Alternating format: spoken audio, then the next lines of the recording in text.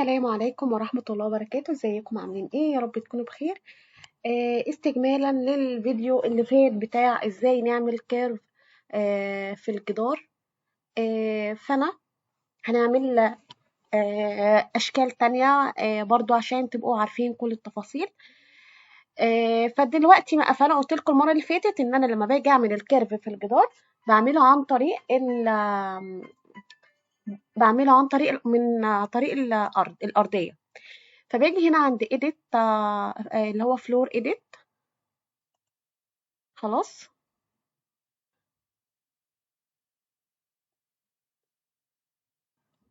وقلت لكم برضو المرة اللي فاتت بقى باجي بالمسطرة دي، المسطرة، واقوم مقسمة هنا الجدار بتاعي.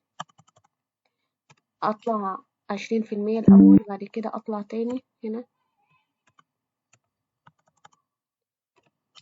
خلاص.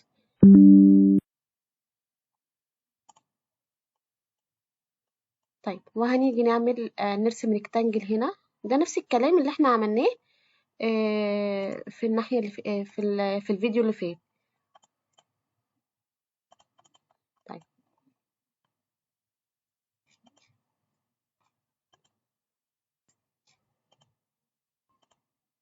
تعالوا هنا مثلا نلون اي حاجة عشان نبقى عارفين احنا بنعمل ايه في الجزء ده مثلا. طيب احنا خلاص عملنا الجزء ده، فاحنا عايزين الكيرف في الجزء ده كله. طيب اول حاجة هاجي برضو بالمسطرة بتاعتي ديت، وهقوم مقسمة الجدار على حسب بقى. مثلا هنا متر مثلا، اقسم من هنا يعني هنا مثلا ايه نعمل يعني ايه نقسم هنا مثلا 50. يعني نشوف احنا هنقسم قد ايه بالظبط عشان الشكل اللي احنا هنستخدمه. سوري يا جماعة البتاع بيفصل. ماشي. هقسمها بقى واجيلكم. طيب هنا قسمت خلاص. هاجي بقى هنا اهو عند الجزء ده هختار كيرف، وهاجي من هنا، مش من هنا. هاجي مش من هنا، مش من اللاين ده، لا، من هنا اهو. وهاجي او عاملة كده. تمام. وهاجي عند اللاين ده اقوم عاملة كده.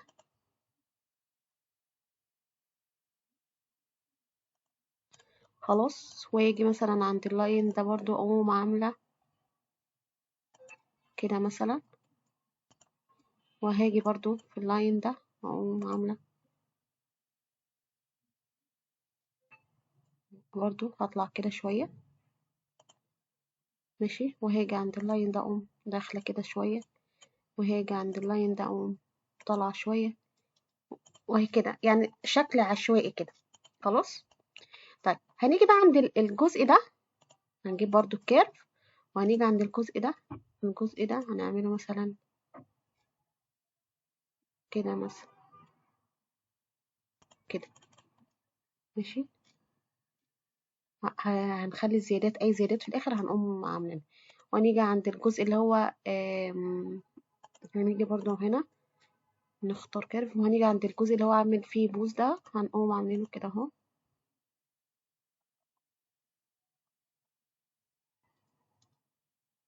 مثلا هنعمله كده وهنمسح كده. طب فاهمين عاملين ايه؟ عاملين الموجة دي يعني. ونيجي برضو هنا.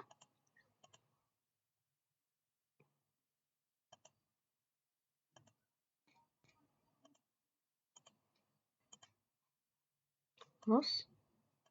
هنمسح بقى الزيادات اللي هنا، اللي دي. ماشي. هنمسح اللي هنا. هنمسح الزيادات اللي هنا. شايفين الشكل اللي طالع لنا ايه؟ هنمسح دي برضو. دي اسهل طريقة على فكرة لعمل الكيرف بجد. ماشي. هنيجي عند الجزء ده مثلا، هنيجي اللاين هنا اهو، ونيجي نعمل كده. مش نعمل كده. ونمسك اللاين ده وهنقوم مسحين. ماشي.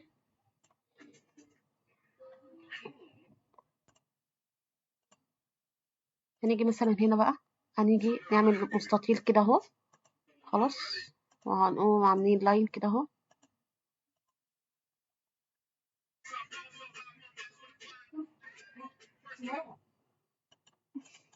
ثواني.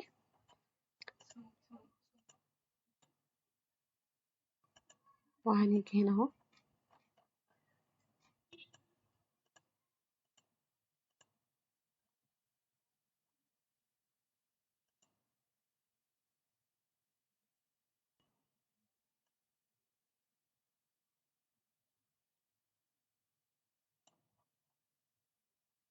وهنمسح الجزء ده برضو.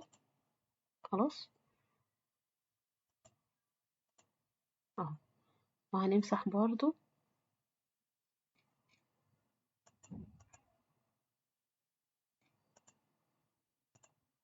ماشي. تعالوا بقى ايه، نقوم جايين هنا برضو وعاملين هنا اهو كده اهو.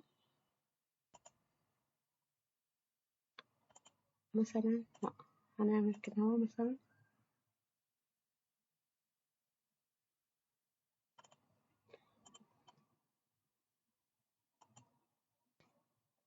طب احنا عملنا كده، هنيجي عند الجزء ده.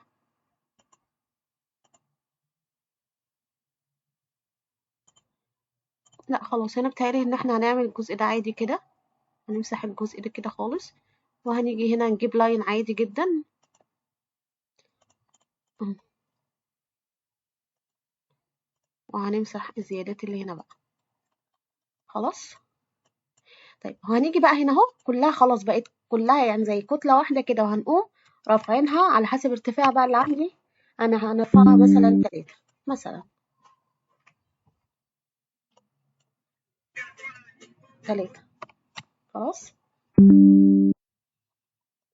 شايفين الشكل؟ شايفين؟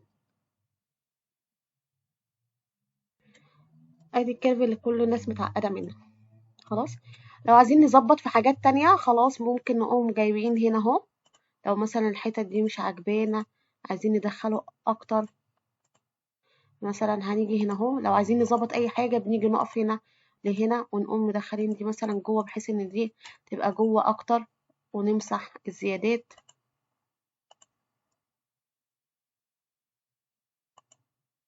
بنقدر نعمل كده بمنتهى السهولة مثلا يعني.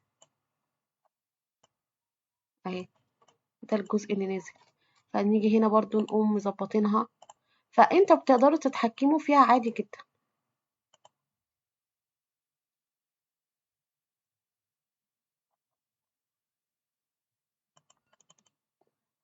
هنمسح الزيادات دي كده.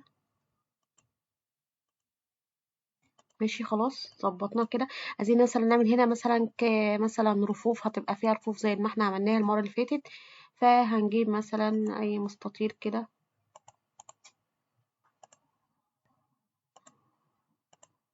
طبعا احنا بقى يعني لما نيجي نشتغل بقى نشتغل بقى بالمسافات والمقاسات وكل حاجة يعني. خلاص اهو.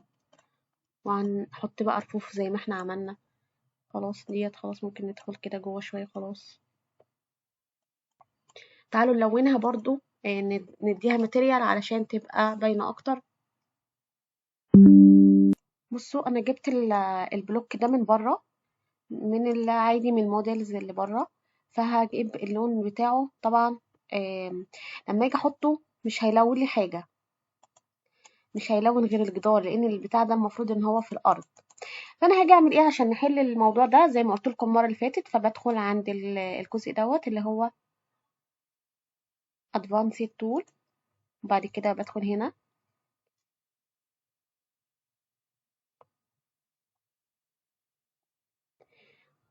ماشي. واقوم جايبه طبعا انا لو عملتها كده مش هتعمل، انا كنت دهناها في الجزء ده عشان ابقى اخد الدهان بالفرشه عادي جدا اهو.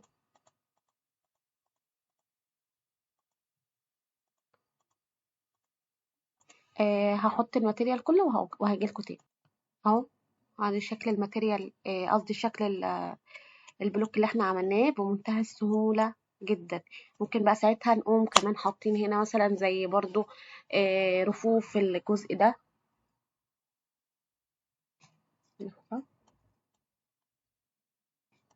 بصوا ممكن نحط هنا رفوف زي ما عملنا في المرة اللي فاتت.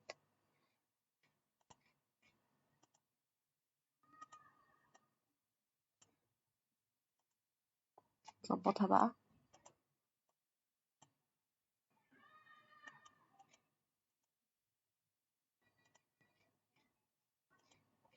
ونحط برضو نفس الكلام مع اي اكسسوارات كده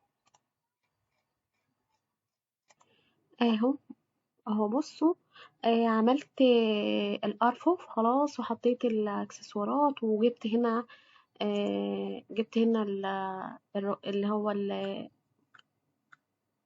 تجريد الرخام ديت، وجبت برضو البلوك ده وحطيته هنا. فبقى عندي بالشكل ده. احنا ممكن نعمل ريندر دلوقتي ونشوفه عامل ازاي. فالفكرة في الكيرف، شفتوا احنا عملناه ازاي بحاجة بطريقة سهلة جدا. بس كده تعالوا نعمل ريندر ونيجي. خلاص كده يا جماعة، بصوا اهو ده اللي احنا عملناه.